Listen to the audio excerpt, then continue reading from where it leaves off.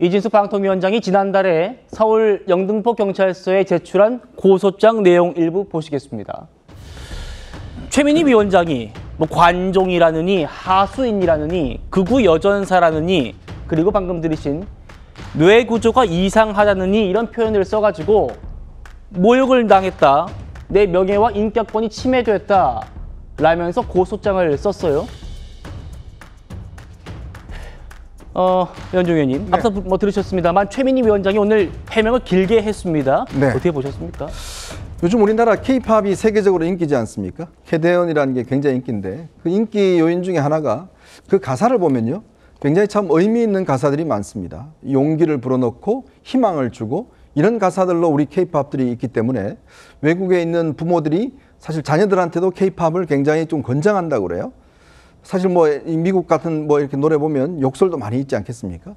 자, 마찬가지로 우리나라 정치권도 이런 용어들이 좀 있으면 좋겠는데, 아니 최민희 의원은 본인이 무슨 신경외과 전문의도 되는 겁니까?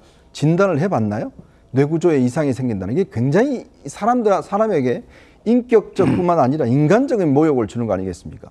만약 제가 앵커에게 그런 이야기 했다 그러면요, 특히 다수가 있는데 했다 그러면 이거는 굉장히 큰 문제가 될 겁니다. 예. 즉 사람의 신체와 그다음에 사람의 어떤 인격과 관련된 그런 이야기를 공공의 모든 방송들이 하고 있는 상황에서 최민희 위원장이 한 거 아니겠습니까?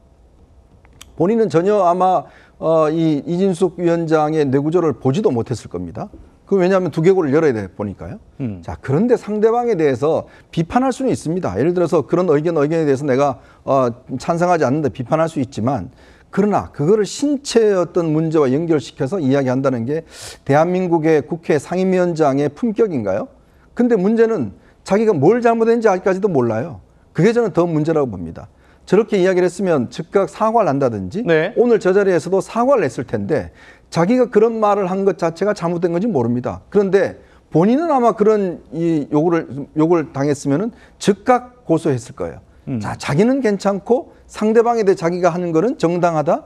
자, 이런 이야기를 한다는 거, 글쎄요, 정말 K-팝의 이런 성공의 뒷면에 우리 정치권의 저런 저질스러운 이야기가 정말 이렇게 교차되는 것 같습니다. 글쎄요, 최민희 위원장도 이게 좀 문제가 될 수 있겠다라고 싶어서인지 오늘 해명을 좀 길게 하는 모습이긴 했습니다. 이진숙 위원장 목소리 이어서 듣겠습니다. 그래서 이런 사례가 있었던가요? 저는 사례는 아직 파악하지 못했습니다. 예, 검토를 하고 고소하신 건 아닌가요? 저의 경우에는 여기 앉아 계신 국회의원들께서도 국민들을 대신해서 저희들에게 질문도 하시고 여러 가지 국감 감사를 하시지만, 그렇다고 해서 인격을 모욕하는 그런 행위를 기대하지는 않습니다. 제가 느낀 모욕감에 대해서는 어떤 식으로든 제가 이야기를 하고 싶었습니다. 취하실 생각은 없으시죠? 제가 고소한 지 얼마 되지 않습니다. 그리고 고소인 조사도 받았습니다. 오늘 국민의힘의 곽규택 의원님 나오셨는데, 네, 의원님, 이진숙 위원장 얘기 보면은 고소 취할 마음은 없어 보이죠? 네, 그렇습니다. 지금 최민희 위원장과 이진숙 위원장이 서로 간에 좀 앙숙 같은 관계가 돼서 국회가 열릴 때마다 서로 간에 좀 말이 좀 격해지는, 네, 그런 상황이 있었는데요. 여러 가지 말들 중에서 뇌구조가 이상하다, 이 부분은 사실 좀 법적으로 문제가 될 수는 있어요. 법적으로? 대법원 판례에서는 공개적으로 사회적 평가를 저하시킬 수 있는 구체적 발언을 했을 경우에 모욕죄가 성립한다고 하는데, 예, 그 내용 중에서는 이제 신체, 외모 또는 정신 상태 이런 것들을 다 포함을 하고 있거든요. 그러니까 국회에서 최민희 위원장의 발언이 면책 특권은 될 수 있다 하더라도 언론이라든지 이런 곳에 나와서 뇌구조가 이상하다 이런 식으로 공개적으로 말을 한 것은 충분히 사회적 평가를 저하시키는 좀 구체적인 표현이라고 보여지죠. 그렇군요. 가장 좀 기본적으로 문제는, 저도 이제 국회에서 가끔 이런 모습을 봅니다만, 국회의원들은 출석한 정부위원들한테 좀 심한 말들을 가볍게 하는 것 같아요.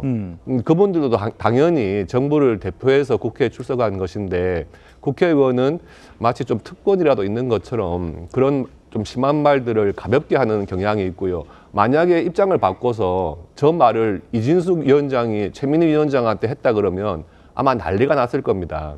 그런데 최민희 위원장이 그 위원장이라는 국회위원장이라는 좀 직책을 이용해 가지고 좀 상대방에게 인격적으로 좀 심한 말을 한 것은 맞다고 보여지고요. 예. 법적으로 본다고 하더라도 모욕죄가 성립될 여지가 좀 높지 않나 하는 그런 생각이 듭니다. 예, 검사 출신, 법조인 출신의 우리 곽규택 의원님 보시기에도 법적으로 문제가 될 소지가 있다 이런 말씀이에요. 이진숙 위원장은요, 과거에 대전 MBC 사장으로 재직하는 동안 법인카드를 사적으로 사용한 혐의, 이걸로 지금 경찰 수사도 받고 있습니다. 이 얘기를 하던 중에 갑자기 김혜경 여사가 소환되는 일도 있었답니다. 만나보시죠. 왜 이렇게 지금 여당에서 공격을 한다고 생각하세요? 물론 이제 방송을 완전히 장악하기 위해서 지금 이제 법도 발의를 하고 있고 이진숙 위원장을 쫓아내기 위해서 지금 여러 가지 노력을 하고 있는 것 같고 법인카드 관련해서도 수사 지금 진행되고 있죠. 법인카드 중에 문제되는 부분이 뭐였습니까? 인사청문회 때 드렸던 말씀을 다시 한번 말씀드리면 회사의 법인카드 사용 규정에 따라서 사적으로 이용한 거 없다는 사적인 거죠? 용도가 전혀 없이 예. 업무용으로만 사용했습니다. 그러면 지금 이 법인카드 많이 썼던 김혜경 여사와 관련해서 기소 유예가 됐잖아요. 저의 경우에는 예를 들면 조명현 씨 같은 내부 고발자도 없고 제가 집으로 초밥을 시켜서 먹은 증거도 없고 제가 과일을 사 먹은 증거도 하나도 없습니다.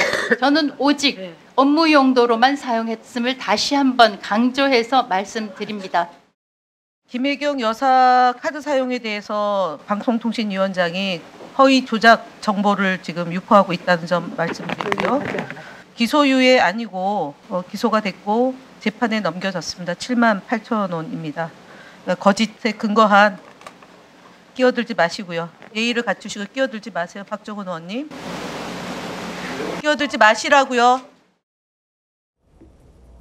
김영주 의원님. 네. 김혜원 의원이 좀 뭔가 이 다른 사건을 또 얘기를 한 것 같아요. 그러니까 7만 8천 원 얘기는 선거법 관련한 얘기였고 지금 이제 국민의힘에서 얘기한 거는 지난해였죠. 검찰이 이재명 대통령은 기소하고 김혜경 여사는 기소유예했던 그 얘기를 하는 것 같은데요. 어떻게 네. 보셨습니까?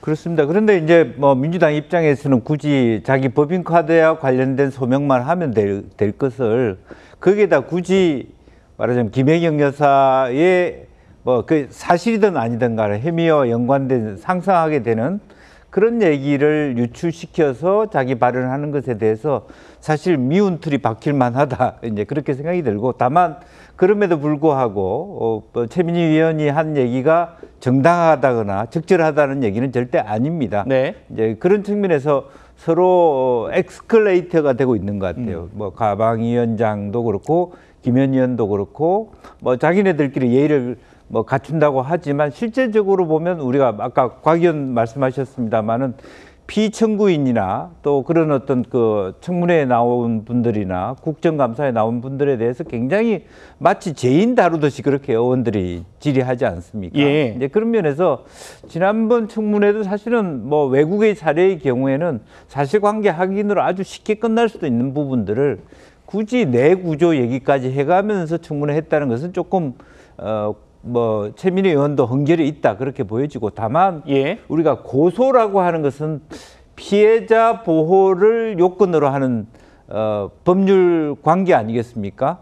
과연 청문회에 나왔거나 국정감사장에 나온 또 상임위원장에 나온 그런 어떤 청문 대상자나 국정감사 대상자가 저와 같은 공식적 공간에서 얼마나 보호받을 수 있을지에 대한 부분도 사실은 선례로서는 적절하거나 좋은 선례는 아니다. 저는 그렇게 생각을 하고 있습니다. 예.